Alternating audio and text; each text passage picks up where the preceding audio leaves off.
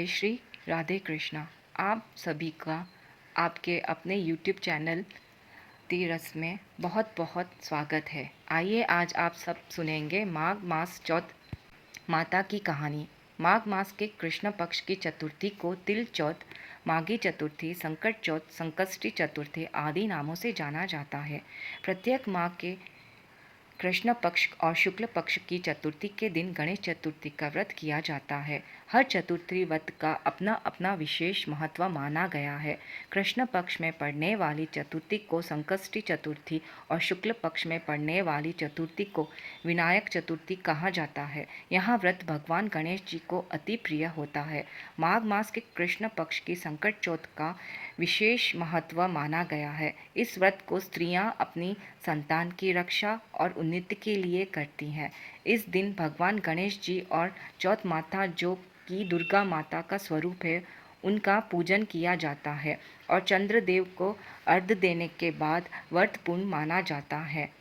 कथा के अनुसार एक नगर में एक बूढ़ी माँ रहती थी। वहाँ अपने बेटे की सलामती के लिए 12 महीनों की चौथ का व्रत करती थी। हर चौथ को वहाँ पंसारी से थोड़ा गुड़ और घी लाकर 4 लड्डू बनाती थी। एक बेटे को देती थी, एक से पूजा करती थी, एक हथकार के लिए रखती थी और एक चंद्र दर्शन के बाद स्वयं खा लेती थी। एक बार उसका बेटा ताई के यहाँ गया। ताई ने उसे बहका दिया कि उसकी माँ उसकी कमाई खाने के लिए व्रत करती है। बेटा यहाँ सुनकर दुखी हो गया और परदेश जाने का निश्चय कर लिया। माँ ने बहुत समझाया पर वह नहीं माना। माँ ने उसे चौथ माता की आंखें दी और कहा कि मुसीबत में ये तेरी रक्षा करेगी। रास्ते में वहाँ एक नगर पहुँचा जहाँ एक दैत्य रहता था जो लोगों को मार देता था। उस दिन एक बूढ़ी माँ की बेटी की बारी थी। लड़के ने पुए खाकर उसकी जगह दैत्य के पास जाना स्वीकार किया। उसने चौथ माता की आंखें दैत्य की ओर फेंक कर प्रार्थना की और दैत्य का सिर कट गया। वह सुरक्षित लौट आया। आगे चलकर दूसरे नगर में उससे बलि के लिए पकड़ लिया गया।